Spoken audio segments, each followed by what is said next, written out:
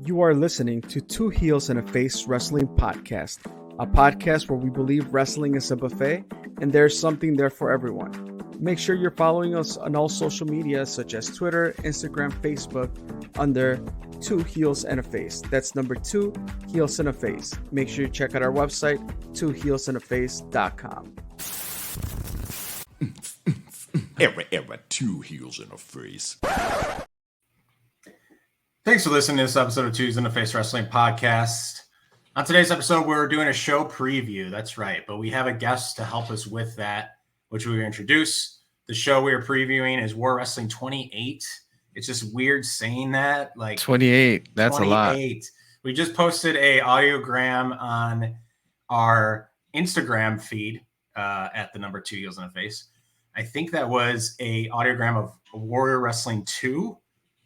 So now we're at 28. So it's been a where is the time going, Chris? I don't know. I mean, it feels like we were just, setting up at the VIP reception or VIP area and interviewing and talking to fans and, kind of experiencing that whole thing. And now Warrior has been traveling. They've been all over the place.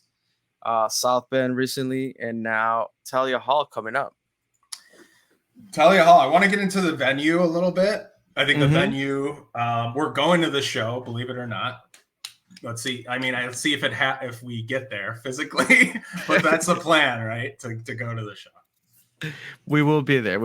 Come on, let's keep thinking positive here. Keep thinking positive. But it's I've always wanted to see a wrestling show here. I never have.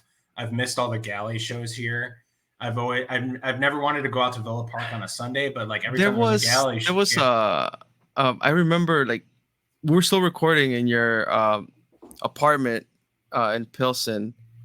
And there was I think it's Freelance so close. Was trying to book a show there. And it was so close to happening and it just didn't happen. Yeah, I used to live on 15th Street.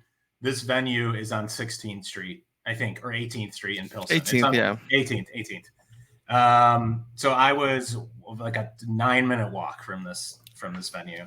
I used to live in that area, and Pilsen is just a fantastic neighborhood. Honestly, go to places before, go to places after if you're going to the show, because like walk around 18th Street, it's a phenomenal. I love the neighborhood. But we do have some help. We've enlisted some help today to get us through this show preview. Talk about a little bit about Warrior Wrestling 27, just like touch on some things. I watched some of that show virtually as well. And this person was there. This person has his own podcast. We'll let him, I guess, tell you all about that. But we didn't reach out to Principal Steve, as Frank the Clown would say, but we did get Sean Lennon from Pro Wrestling Enforcer. So let's bring him in. Come on in. Hello, guys.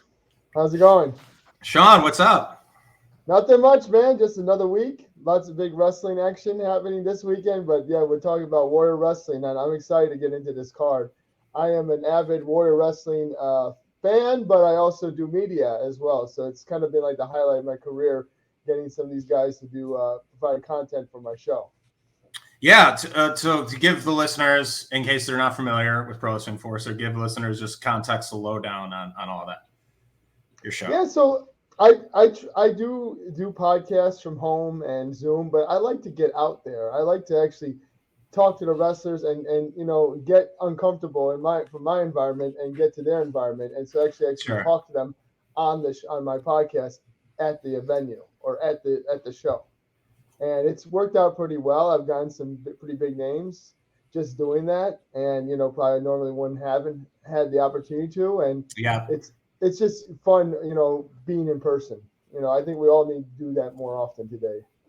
Yeah, no, it's a good point. I think Chris and I have, when we've been asked by people like, why do you think Two Heels and Face has had an impact or has grown to the point where like wrestlers, people, anyone wants to come on the show?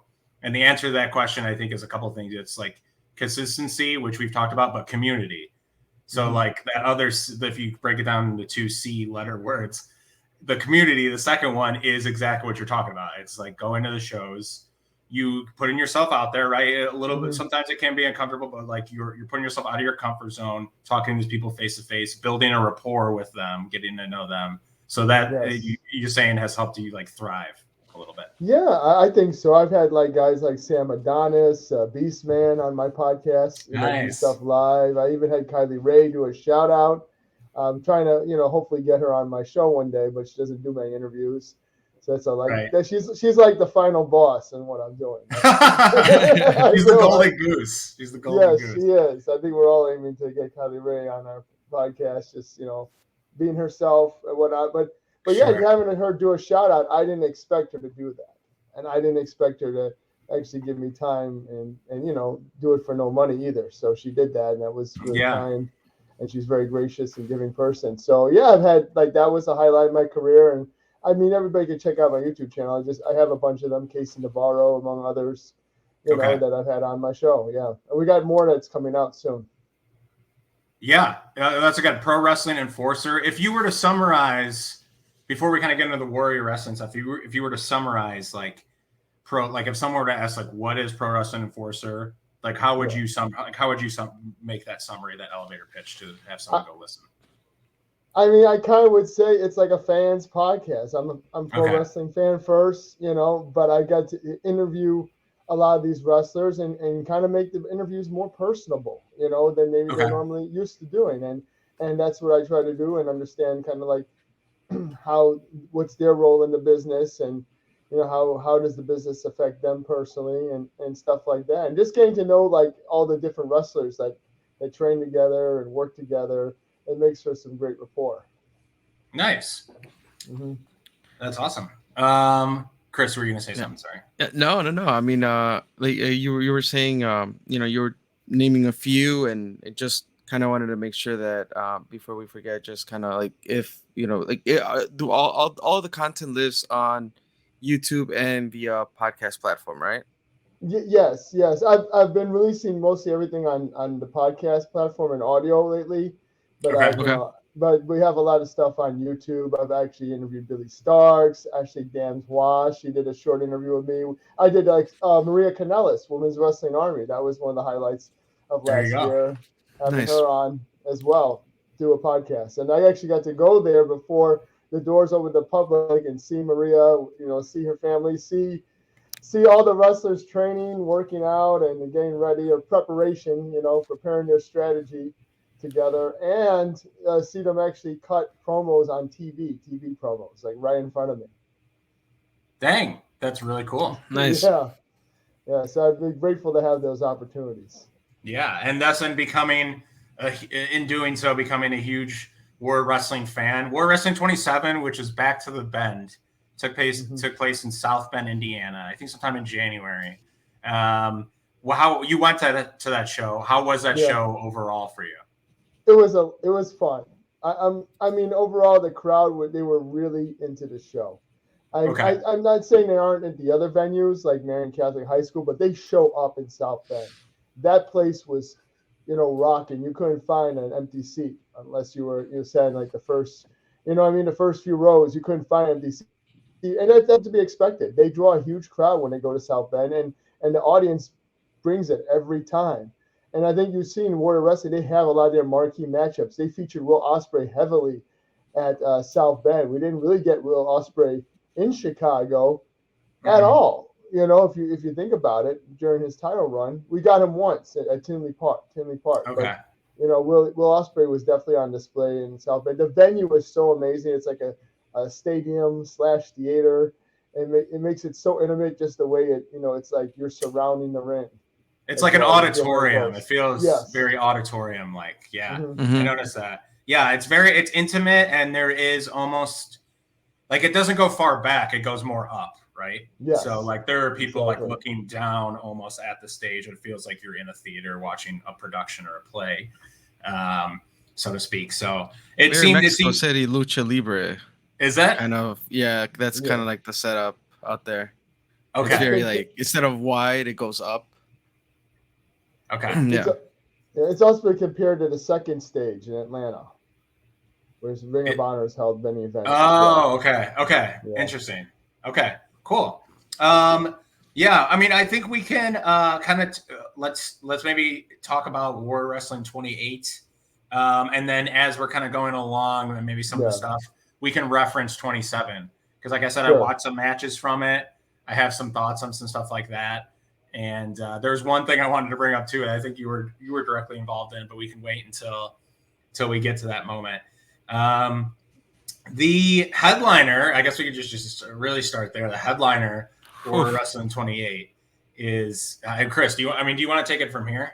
Honestly, I mean, you are the lucha consultant on this podcast, so I don't want to see the lucha show. Well, I mean, I'm really happy that when we talked to Steve, talking about bringing in Hijo de Vikingo, like that was kind of like a highlight there, right? And then just seeing his performance at South Bend, whether you watch the entire match or I'm sure you catch some clips on social media, Hijo de Vikingo does not, he's not phoning it in. He's there and he's all going all out, and now he's going up against Black Taurus and Aramis.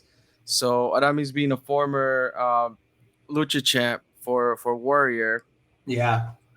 So I mean that whole dynamic there is it's a setup for craziness and awesomeness. It's funny how like it's a lucha match and it's like it just doesn't feel complete unless there is a third person in there. Like wouldn't it if it was like Black Taurus versus Vikingo, it would be like this could be fun, but it's like they like in classic lucha style, you just gotta it's like inserting more. Where can we insert more craziness into this? Like it's just an injection of crazy. So like we'll throw a third person in here, and it's like Sean, did the Instagram videos of Vikingo jumping off that like brick part in the auditorium at 27, did that do it justice, or did you have to be there for him to jump around that venue? I think it's just amazing to see it live when you're witnessing it live. Like it just seems like unreal that he's going ahead and he's going to do that. I think there was a similar spot that Drago or June Drago kid did. It was similar to that, but Vikingo landed it so much better with ease. Like the move he pulled off and everything like that. It was just really advanced technique. Yeah, the way he could direct himself in the air as well. You're right. No, you're right. It's amazing how they can coordinate that in flight. What we're explaining does not do it justice. Honestly, I think you need to probably go to Wrestling with Unicorns Instagram. I think that had the clip. But it was okay. Awesome. I have it on mine. That's amazing. And I mean, Chris, there's balconies at this event. There's high balconies at Thalia Hall, isn't there? There is. And let's not also forget, right, that Hijo de Vikingo is doing this. I don't know if it's a tour or just his stay here in the U.S. for a while. He's bringing that AAA Mega Championship, right, which is something that I think last person that did it probably was Phoenix. Okay.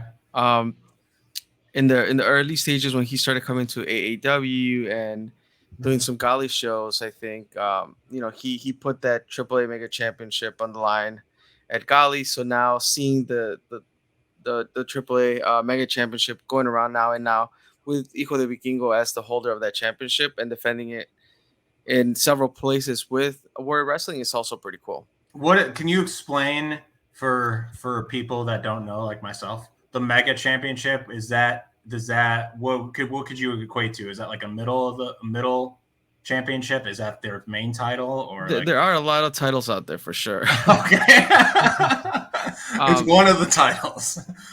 Yeah, it's one of the titles. No, but I would top tier. Definitely not a 24/7. Okay, not the hardcore title. No. Right, not a hardcore title, but 24/7. Definitely an intercontinental, I believe. Okay, like around that upper tier, yeah. Okay, tier. Cool. Yeah, I mean, it's a treat to this. He just kind of feels like unless he is signed by an American company, this kind of just feels like a guy we won't see. And I don't know how long he's going to be with Warrior, but it feels like a treat to see this guy. It's going to feel that way. Like, I don't know if that's how you felt, Sean, seeing Vikingo, but just the way that Warrior and he's kind of built himself up, it feels like we might not see him too often. So like getting the opportunity to see him is going to feel like a treat. That's just kind of how I take it. Yeah, I feel the same way. It's like a Will Ospreay, you know how Will Ospreay had his run in Warrior Wrestling. Yeah, exactly. It's kind of got that same feel. That, I mean, we started off really hot with that. There is also a sneaky one I'm kind of looking forward to is Beastman versus Trevor Outlaw. Beastman, boy, let me tell you, Beastman at Warrior Wrestling 27. Well, actually, Chris, I think it would be fun to have. I was going to bring that up to you. It would be fun to have him on in the future. But man, he was. I kind of felt bad for him at one point. Like I would not want to chase Brian Pillman around the ring that much. Yeah. He was like this man. It was like cat. It was like cat versus mouse. Like it was just literally like Beastman. Like I was exhausted watching Beastman get exhausted because he was chasing Brian Pillman Jr. around the ring. So yeah, that was a really fun match to watch. Did you have any thoughts on that Beastman versus Pillman Jr. match, Sean? Yeah, that was to me a throwback match. Like both those guys looked like they were pulled from a different era, which I love. You know what I mean? Yeah. It's a great storytelling match. You know, it definitely stood out from the other matches on the card, and it felt more of a throwback, like something you would see back in the late 80s, the mid 90s. Yeah, it was almost like more stuff like that, than actual moves and things like that. It was more like character work, which I appreciate. Yes. Trevor Outlaw now is facing Beastman. Like I don't know, Trevor Outlaw. I don't know if he's got some athleticism. I don't think he can move as fast as Brian Pillman Jr., but he's going to try he's going to have to outsmart this husk of a human. You know, coming along with the clown, that definitely means that they'll have some tricks up their sleeve. But hey, Beastman is a beast. That's all I gotta say. I gotta say, honestly, you guys are gonna hate me for this, but I was honestly, I don't know if the word is impressed by FTC LLC. Here's what I'm impressed. I'm impressed with Frank the Clown because he's been able to convince all these people. Trevor Outlaw, easy to convince, right? Because he's just dastardly in his own right. But like, it's a formidable force, this faction. Honestly, when I saw him in action at 27, when I watched back virtually, like they have a person that can kind of do everything. Like a very versatile group. I think they recruited Max the Impaler. I think that happened. Yes, they did. So yeah, I don't know if that's official. Max the Impaler doesn't really do. They don't really do press conference match. They're not very cheerful or like wanting to give updates. But like he's recruiting a lot of people. And he was actually kind of funny when he did commentary as well, when you watch the show back. So I will give Frank the Clown credit for that. But like, I'm a little scared for Warrior because FTC LLC, they actually like can produce results and they actually have like a really good roster, like that faction. Like, I don't know, Sean, do you have any thoughts on that?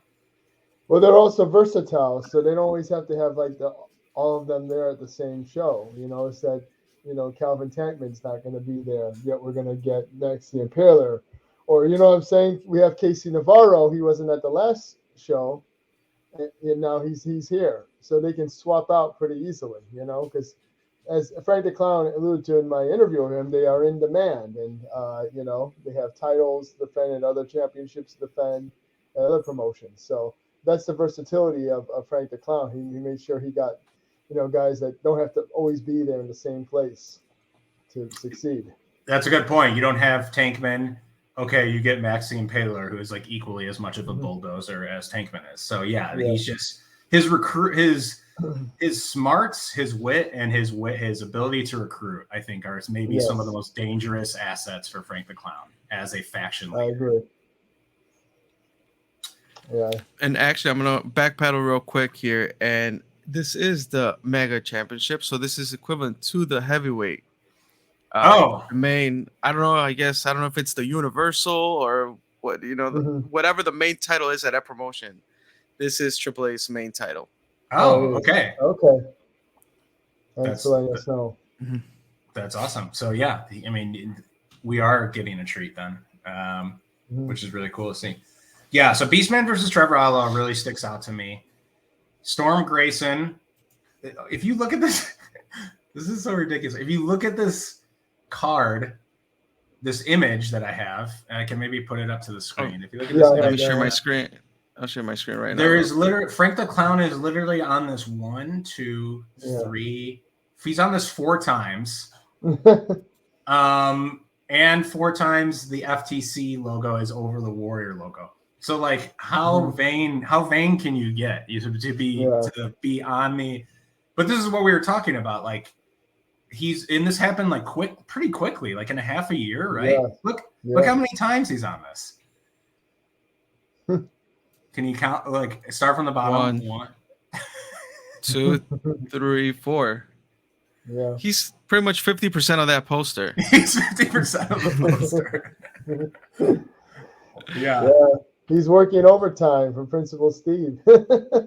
He is. He's outworking. Hey, you know it's funny? I saw both Principal Steve and Frank the Clown at a movie theater. It was for like what was that, Heels premiere for CM Punk was there too. Oh, and it was funny seeing them interact. And Frank the Clown turned around and he's like, Principal Steve. He acted like we're not even at a wrestling show, not even at Warrior, but he just turned around and looked at him. When I was watching 27, I was like, no. I was like, I can't have Frank the Clown grow on me like that because I need to I can't have him. He's like inceptioning my brain. Like, no, I can't have positive thoughts about this dude. Because like he kept saying Principal Steve too when he was on the microphone. And I thought it was like pretty funny. And I'm just like, God, shake that off. Like I can't be enabling this type of behavior, you know? No. That's the bad thing. If Frank the Clown gets championship gold in Warrior Wrestling, more than what he already has, he has the world championship. It's a bad thing. So hopefully we'll keep the women's title and the lucha title out of his grimy little grubby hands. That's all he gets. Hopefully we can take that away because we can get to that one because I think Brian Cage is going to provide a great challenge for Casey Navarro. So hopefully he can lose some gold before he gains any more. Yeah, Casey Navarro, who hit Chris. I don't know if you saw, but he turned the belt pink. Nothing wrong with the color pink. But now it's called the Truly Blessed Warrior Wrestling Championship because he is truly. I mean, he's going up against Brian Cage, right? Who Brian Cage had that title on in the early stages of Warrior Wrestling. He held on to that for quite some time. Kind of went through. I think he went through that. What was that match called? The original War of Attrition. War of Attrition. Yeah.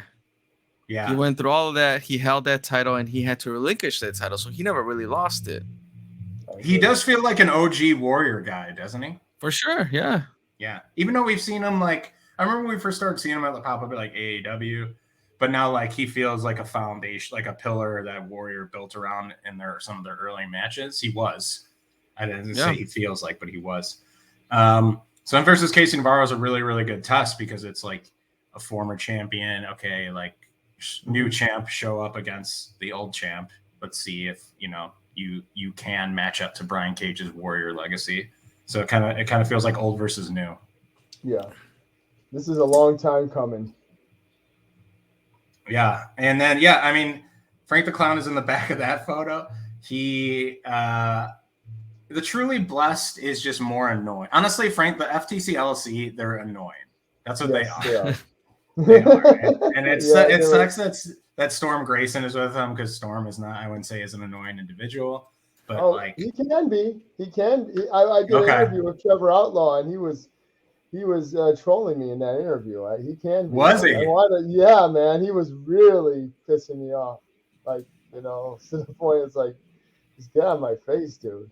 You can get that way sometimes. Did Trevor Outlaw rip your sign? Yes, he did. That was my yes. I didn't even know I didn't even know that made the broadcast. It did. Because I saw that's what I was going to bring up. I thought it went off the air or went to a commercial during that whole point. No, I saw you. If you watch the playback, you see the pink sign get ripped out of your hands and it gets ripped up. Yes, that was my Trevor's mom loves me sign. So he ripped your sign too, right, Charlie? Yeah, he's ripped one of our signs too. Like, what does Trevor Outlaw have against signs? Well, I mean, for me, I was he was probably pissed off that I'm saying his mother loves me, In a motherly way, though, like right. It's like yeah, she just friends, Come on, Trevor. Yeah, just friends. And didn't mean That's anything great. else by it, but that's Trevor. He gets angry, and we did it. Oh, it was great as we did the interview, and when you watch the interview, someone comes up and asks him to sign his poster, and he's like, "What the hell is this? This is an interview going on. Like, do you understand? This guy's interviewing me right now." And she literally interrupted us. He took the poster and he threw it, and I was like, I hope he apologized to her later on and signed it. But took the poster, took a poster and threw it, and Storm Grace was all in her face too. Storm was like so much into people's faces during that interview. Like he didn't even recognize Storm Grayson at that point. We need to form some kind of coalition where like the first 2 rows all bring signs. Yes. So like there's no like maybe 1 or 2 signs get ripped, but there's no way he can take them all out. We need to outnumber him with signs. Exactly. We can't do anything about it. Yeah. So that was my. I didn't even know that made the broadcast. To be honest with you, I thought it was like on commercial or something. Oh no, it's on there. I recognized you. Yeah, it's on there. And now in looking at this card, so we have Casey Navarro versus Brian Cage. We said Beastman versus Trevor Outlaw, Sam Adonis versus Storm Grayson, which feels like an old guard versus new guard as well. Mm-hmm. And then we have Queen Aminata. I said that right, I think. Versus Maxine Paler.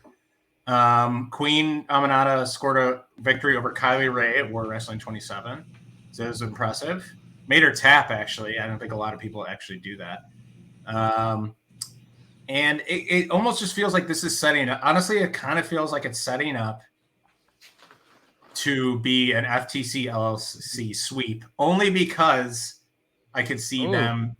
I could only see them cheating, and I could see them cheating in several ways.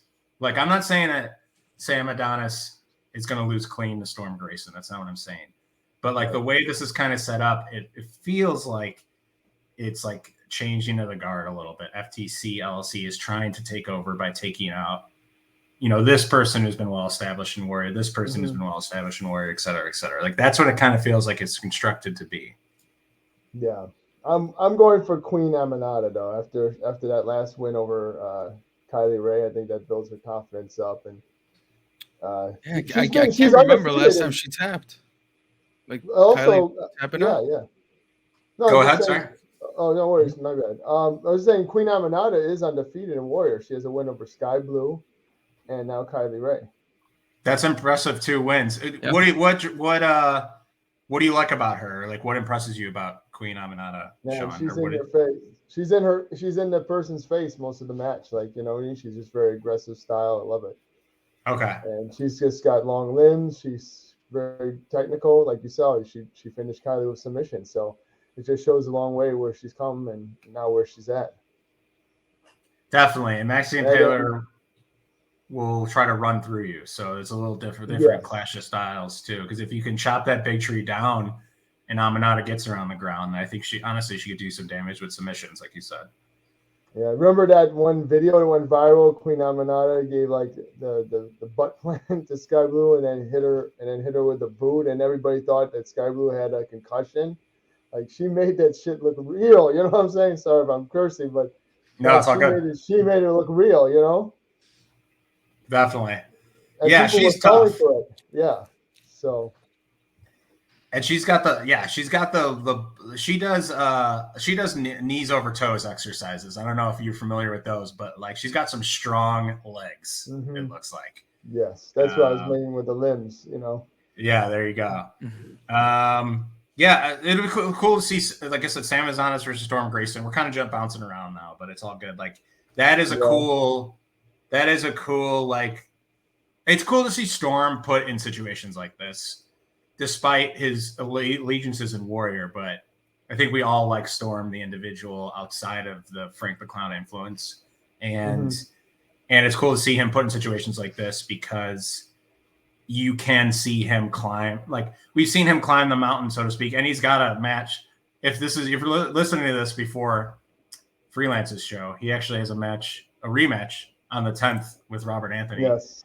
But it's cool to see Storm overcome obstacles, is what I'm trying to say. It's like Sam Adonis being that obstacle he could overcome, like winning his title back at Freelance. Like, it's cool to see him succeed, I think, because we all like him.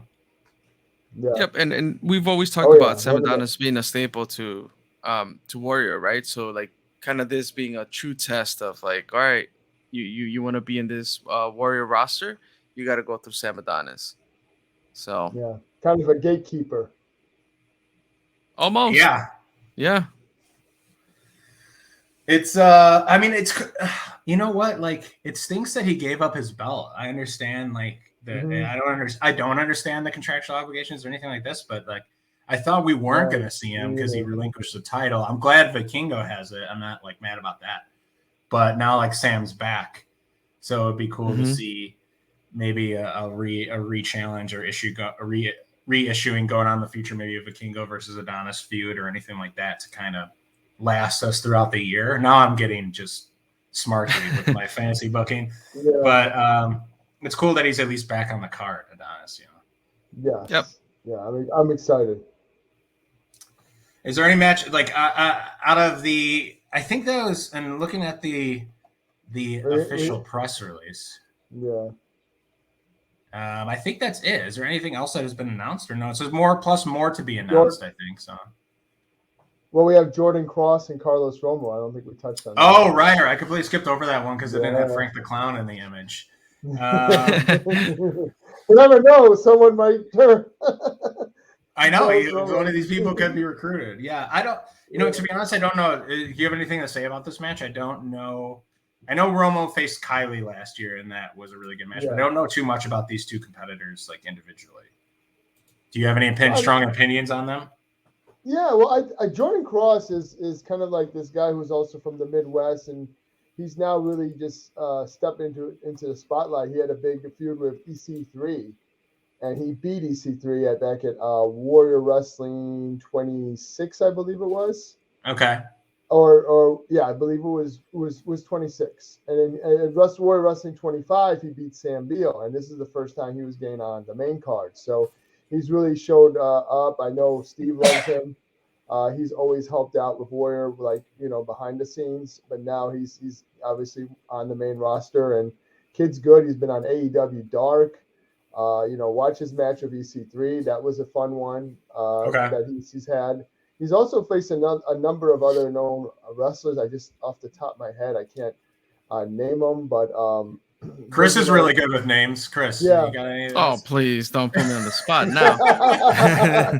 I'd have to look on his on the website, but I know he's been on AEW Dark. He's taken on like Tony Nese and Josh Woods already.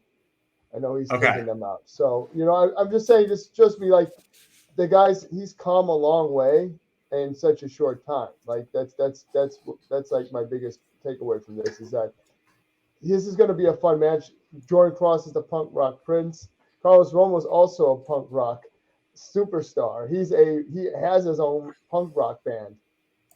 So there's a connection there between them. They're both punk rock guys. Carlos Romo also has like the punk rock vibe going on. So two punk rockers going on at Thalia Hall, which is known to be a concert venue in Chicago, and it's going to be high flying. It's going to be, very acrobatic, and I just a taste of what's to come when you put these two together. What we've seen with Carlos Romo, he had great matches with Kylie. He's also wrestled Nick Wayne. He's wrestled so many great names. I mean, I think he's wrestled Speedball Mike Bailey before, so.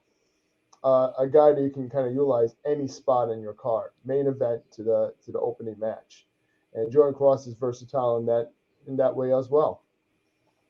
Interesting. Yeah, the press release says a Wisconsin native, Jordan Cross. So he's probably a Packers fan. Unfortunately, we completely don't support that here.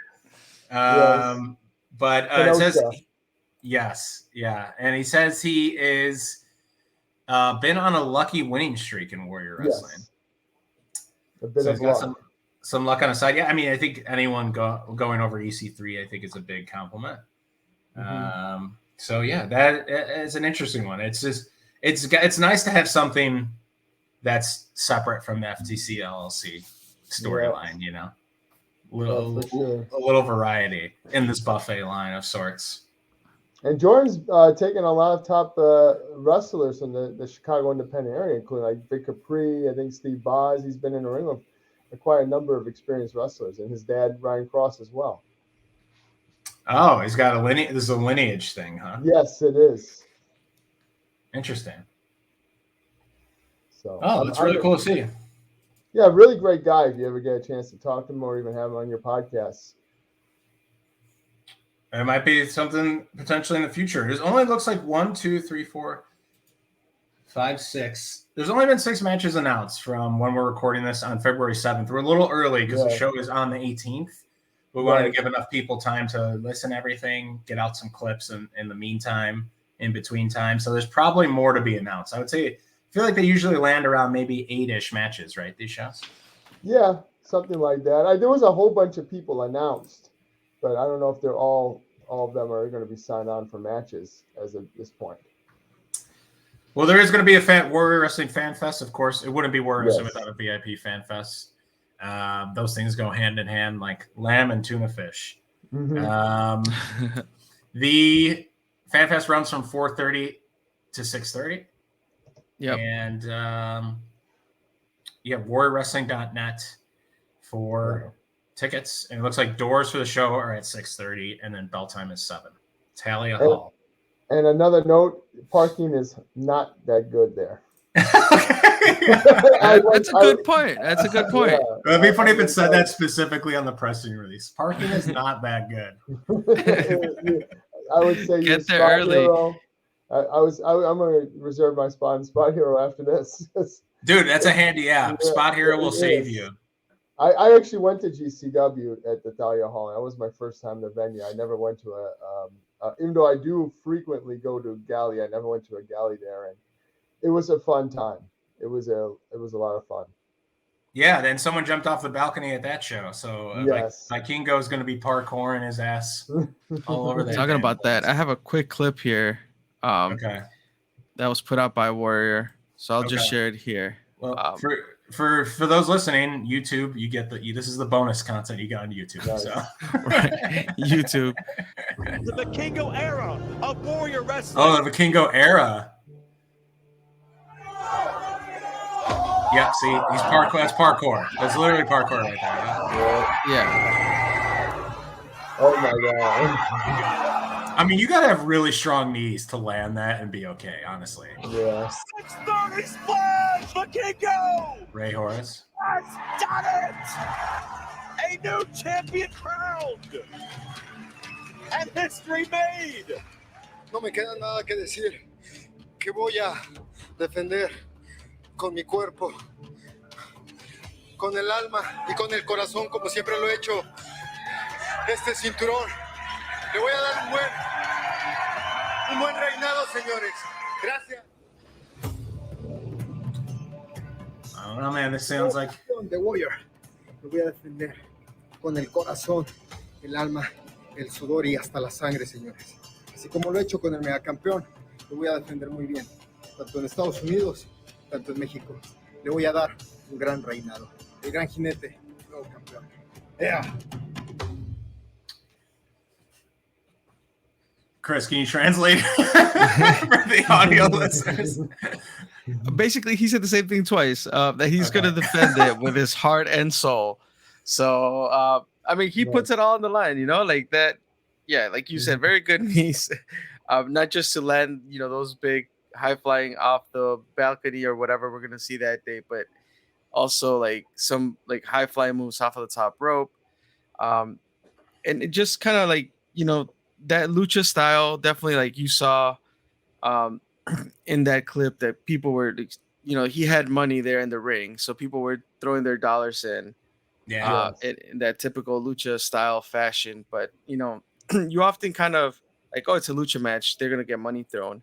But no, like now it's even harder, I think, because people have been so exposed to this style that now they pick and choose when you kind of get that, money thrown into the ring. So it does say something, right? Because we've had, Phoenix, Pentagon, all these other luchadors that have come through the doors and kind of, set the bar, and I think Hijo de Vikingo here is setting that bar a little bit higher now.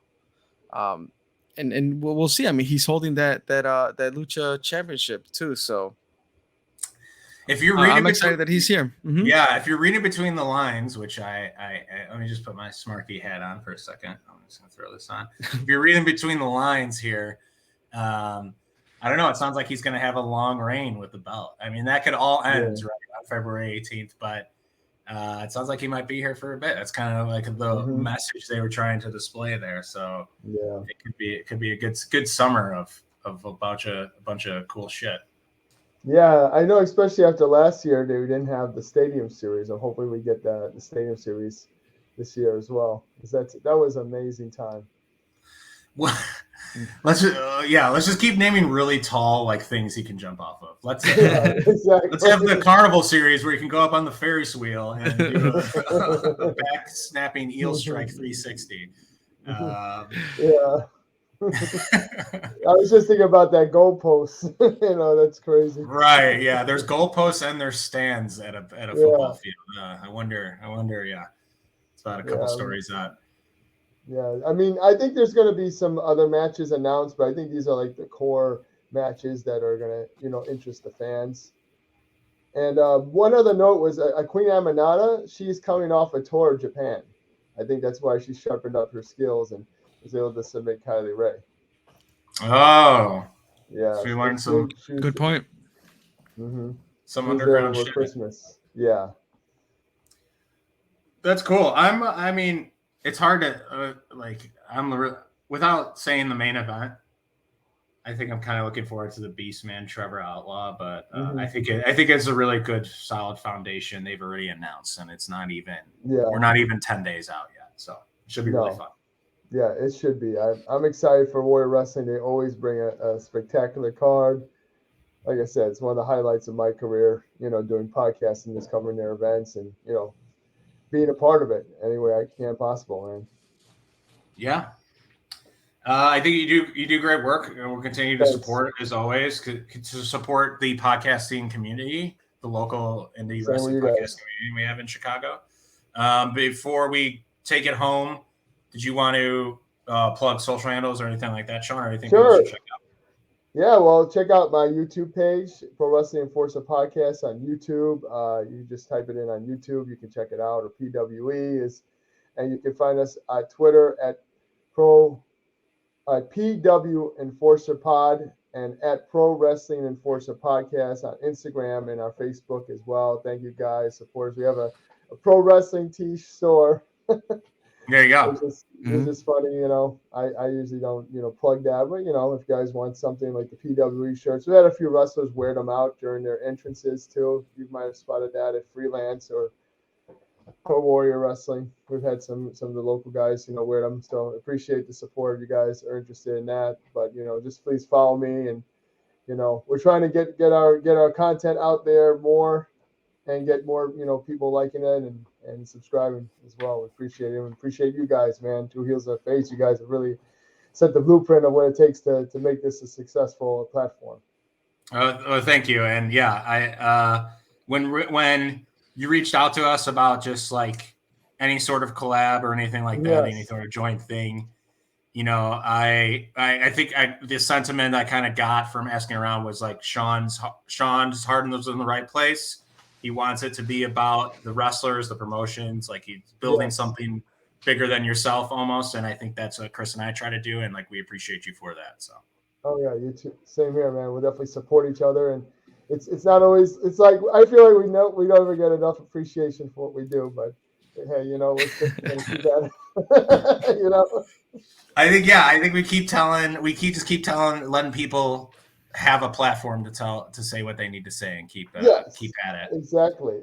And you guys have interviewed some good wrestlers down there that I got the chance to check out. I mean, I remember a few years ago you had actually what's her name, Elena Black, and a couple other girls too. At the same time.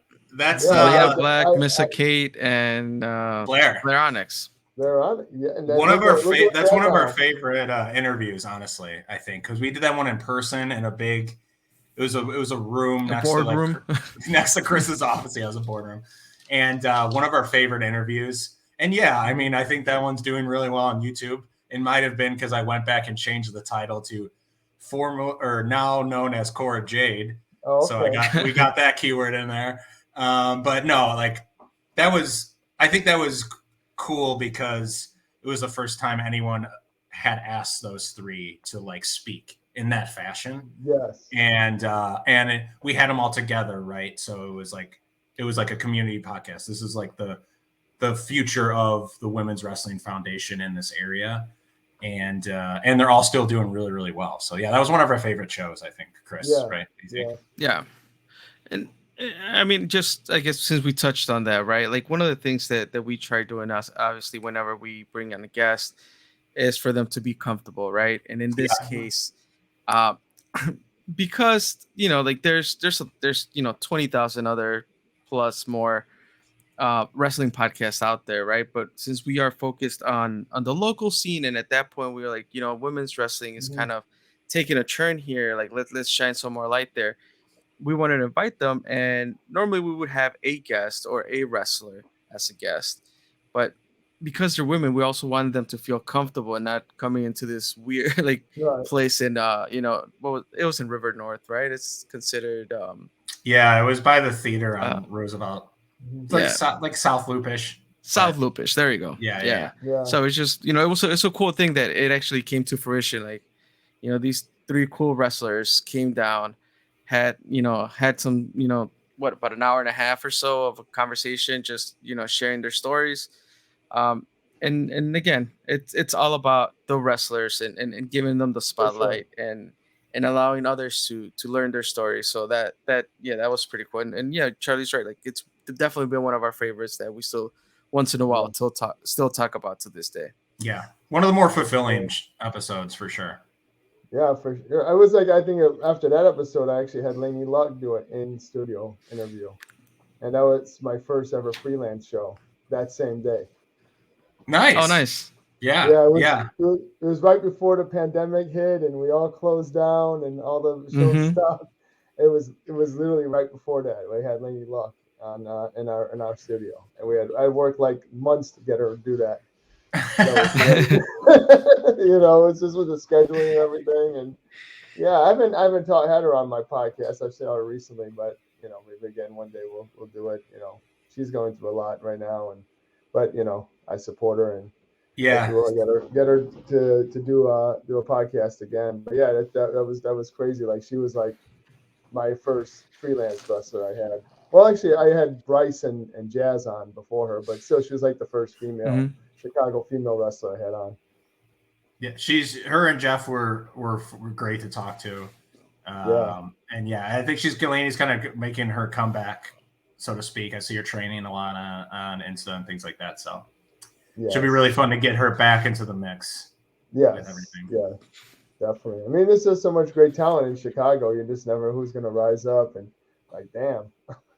I knew them. They were just and that's the cool. Yeah, and that's the coolest part because we have I think there is a role to fill with the stories we help tell, and it's cool to be that small cog to help someone like have their first interview or have another interview that they want to have and kind of get that out there for people to listen. Yes, and I've actually had Regan. She's a staple of freelance, right? I don't know much about her. But I think we follow her on Instagram. Yeah, I've had her on my show a couple times. Nice. She's a very nice person. Yeah, we'll have to check those out. Yeah, for sure. But I appreciate you guys again. I appreciate you, Chris and Charlie. Hopefully we get a chance to do this again. For sure. No, thank you.